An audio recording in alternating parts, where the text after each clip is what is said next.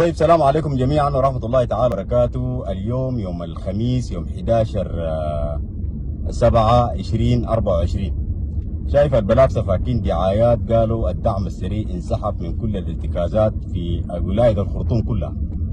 أنا الآن متجول في ولاية الخرطوم. اليوم أنا متجول الآن في ولاية الخرطوم طولا وعرضا، بحري، شرق النيل، أم درمان، جبل أولياء، كل ولاية الخرطوم. طيب، السؤال اللي بيطرح نفسه انه اذا الدعم السريع انسحب من كل الارتكازات، بمنعك شنو انك انت حارب لك 15 شهر ونازح انك تجي تستولى على الارتكازات اللي انسحب منها الدعم السريع وتعملها لنا بيان بالعمل وليس بيان في الفيسبوك؟ نعم. طيب، معناه الدعم السريع ده انسحب من الفيسبوك ولا انسحب من المواقع؟ اذا انسحب من المواقع، تعال ابقى راجل عامل لنا فيديوهات ولايفات مباشر وتمشيط من المواقع اللي انسحبوا منها الدعم السريع. لكن ديدنكم الاشاعات والحرب دي مما بدت لغايه تاريخ الليله ومشيناها بالاشاعات.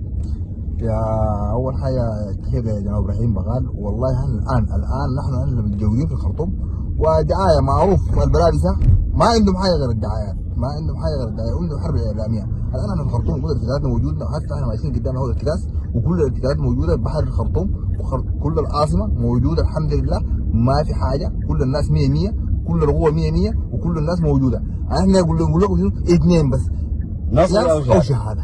قاعدين في الارتكازات اللي انسحبنا منها. تعالوا استلموا، تعالوا انتوا حريات، تعالوا خشوا، تعالوا استلموا الارتكازات اللي انسحبنا انسحبنا منها. احنا قاعدين حتى احنا مشينا، تعالوا استلموا يا جماعه.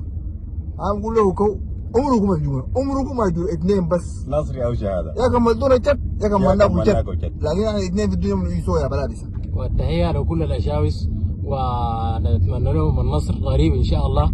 والآن الناس دي كلها جارية ماشية المفاوضات، يوم قلت ما في مفاوضات. هم طبعا القصه بتاعت الانسحاب بتاعت الارتكازات وغيره دارين يدللوا على انهم هم طبعا ما بدوا من الحرب ده شغالين بيقول لك بلوا ما قاعدين يتبلوا ودايرين يمشوا المفاوضات، فما لقوا لهم طريقه انهم يمشوا بيهم المفاوضات غير انهم يبثوا الاشاعات الفارغه دي. انسحبوا وطلعوا، انسحبوا من البيوت وطلعوا من الارتكازات، وبعدها هم دايرين في المفاوضات، لكن ما دايرين اي مفاوضات. وهنا بنقول للسيد المشير، وهنا بنقول للسيد المشير ابدا ما دايرين مفاوضات.